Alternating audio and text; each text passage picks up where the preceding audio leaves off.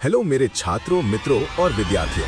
अब हम एक और नए चैप्टर की तरफ बढ़ते हैं जिसका नाम है effects of exercise on respiration.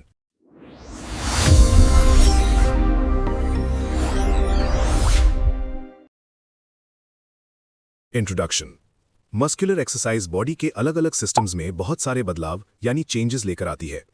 ये बदलाव कितने होंगे ये इस बात पर डिपेंड करता है कि एक्सरसाइज कितनी सीवियर यानी कठिन है।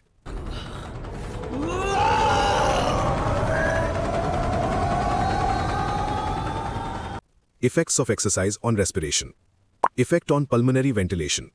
पल्मोनरी वेंटिलेशन वो हवा की मात्रा यानी अमाउंट है जो 1 मिनट में लंग्स के अंदर आती और बाहर जाती है। ये टाइडल वॉल्यूम और रेस्पिरेटरी रेट का प्रोडक्ट यानी मल्टीप्लिकेशन होता है। नॉर्मल हालात में 500 ml टाइडल वॉल्यूम और 12 पर मिनट की रेस्पिरेटरी रेट के साथ ये लगभग 6 लीटर पर मिनट होती है। एक्सरसाइज के दौरान हाइपर वेंटिलेशन होता है जिसमें सांस लेने की रफ्तार और ताकत दोनों बढ़ जाते हैं। मॉडरेट एक्सरसाइज में रेस्पिरेटरी रेट बढ़कर लगभग 30 पर मिनट हो जाती है और टाइडल वॉल्यूम बढ़कर लगभग 2000 ml हो जाता है। इस तरह मॉडरेट एक्सरसाइज के दौरान पल्मोनरी वेंटिलेशन बढ़कर लगभग 60 लीटर्स पर मिनट हो जाती है। सिवियर मस्कुलर एक्सरसाइज में ये और भी ज्यादा बढ़कर 100 लीटर्स पर मिनट तक पहुंच जाती है। Factors increasing pulmonary ventilation during exercise. Exercise के दौरान पल्मोनरी वेंटिलेशन को बढ़ाने वाले फैक्टर्स ये हैं। नंबर 1, हायर सेंटर्स, दिमाग के बड़े सेंटर्स से आने वाले सिग्नल्स। नंबर 2, कीमो रिसेप्टर्स, जो ब्लड में केमिकल बदलाव को डिटेक्ट करते हैं। नंबर 3, प्रोप्रियो रिसेप्टर्स, जो जॉइंट्स और मसल्स की मूवमेंट को सेंसिंग करते हैं। नंबर 4, बॉडी टेम्परेचर, शरीर का तापमान बढ़ना। नंबर 5, एसिडोसिस, ब्लड में एसिड का लेवल बढ़ना। Number 1, higher centres. एक्सरसाइज शुरू होते ही सांस लेने की रेट और डेप्थ बढ़ जाती है। कभी कभी तो एक्सरसाइज शुरू करने से पहले ही उसके बारे में सोचने या एंटिसिपेशन यानी उम्मीद से ही रेस्पिरेशन की रेट और फोर्स बढ़ जाती है। ये एक साइकिक फिनोमिनन है जो दिमाग के हायर सेंटर्स जैसे सिल्वियन कॉर्टेक्स और मोटर कॉर्टेक्स के एक्टिवेट होने की वजह से होता है।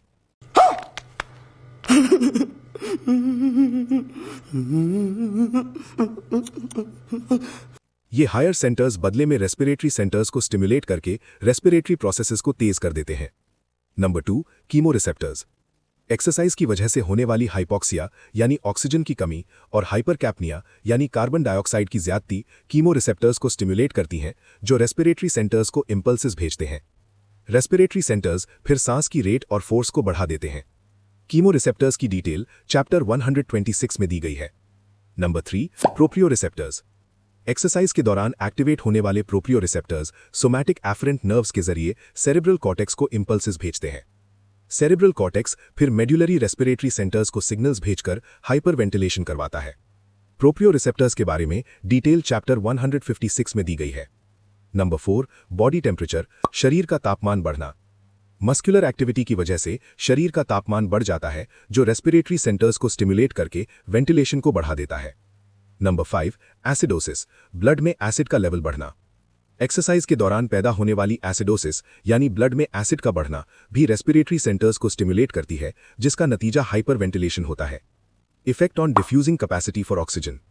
रेस्टिंग कंडीशन में ऑक्सीजन की डिफ्यूजिंग कैपेसिटी लगभग 21 ml पर मिनट होती है। मॉडरेट एक्सरसाइज के दौरान ये बढ़कर 45 से 50 ml पर मिनट हो जाती है। क्योंकि पल्मोनरी कैपिलरीज से होने वाला ब्लड फ्लो बढ़ जाता है। Effect on consumption of oxygen. Tissues, खासकर स्केलेटल मसल्स द्वारा कंज्यूम की जाने वाली ऑक्सीजन की मात्रा एक्सरसाइज के दौरान बहुत ज्यादा बढ़ जाती है। एक्सरसाइज के वक्त मसल्स में वेजोडाइलेटेशन होने की वजह से वहां ज्यादा ब्लड फ्लो होता है और ब्लड से मसल्स में ज्यादा ऑक्सीजन डिफ्यूज होती है। मसल्स जितनी ऑक्सीजन यूटिलाइज करते हैं वो सीधे तौर पर अवेलेबल ऑक्सीजन की मात्रा के प्रोपोर्शनल होती है। Effect on oxygen debt. Oxygen debt वो एक्स्ट्रा ऑक्सीजन की मात्रा है जो मसल्स को सिवियर मस्कुलर एक्सरसाइज से रिकवरी के दौरान चाहिए होती है। सिवियर मस्कुलर एक्सरसाइज के एक पीरियड के बाद कंज्यूम की जाने वाली ऑक्सीजन बहुत ज्यादा बढ़ जाती है। जरूरत वाली ऑक्सीजन की मात्रा मसल्स के पास अवेलेबल क्वांटिटी से ज्यादा होती है। इतनी ऑक्सीजन न सिर्फ मसल्स की एक्टिविटी के लिए चाहिए होती है बल्कि कुछ मेटाबॉलिक प्रोसेसेस को उल्टा यानी रिवर्सल के लिए भी जरूरी होती है। जैसे एक्सरसाइज के दौरान जमा हुए लैक्टिक एसिड से ग्लूकोज का फिर से बनना, एटीपी और क्रिएटिन फॉस्फेट का दोबारा बनना, हीमोग्लोबिन और मायोग्लोबिन से अलग हुई ऑक्सीजन को फिर से रिस्टोर करना। इसलिए ऊपर दिए गए रिवर्सल फिनोमेना के लिए सिवियर मस्कुलर एक्सरसाइज के बाद बॉडी में एक्स्ट्रा ऑक्सीजन अवेलेबल होनी चाहिए। समझ रहे हो? समझ रहे हो ना? ऑक्सीजन डेट रेस्टिंग कंडीशन में कंज्यूम होने वाली ऑक्सीजन से लगभग 6 गुना ज्यादा होती है। Effect on VO2 max. VO2 max वो ऑक्सीजन की मात्रा है जो मैक्सिमल एरोबिक मेटाबॉलिज्म के दौरान कंज्यूम होती है। ये मैक्सिमल कार्डियक आउटपुट और मसल्स द्वारा कंज्यूम की जाने वाली मैक्सिमल ऑक्सीजन का प्रोडक्ट होता है।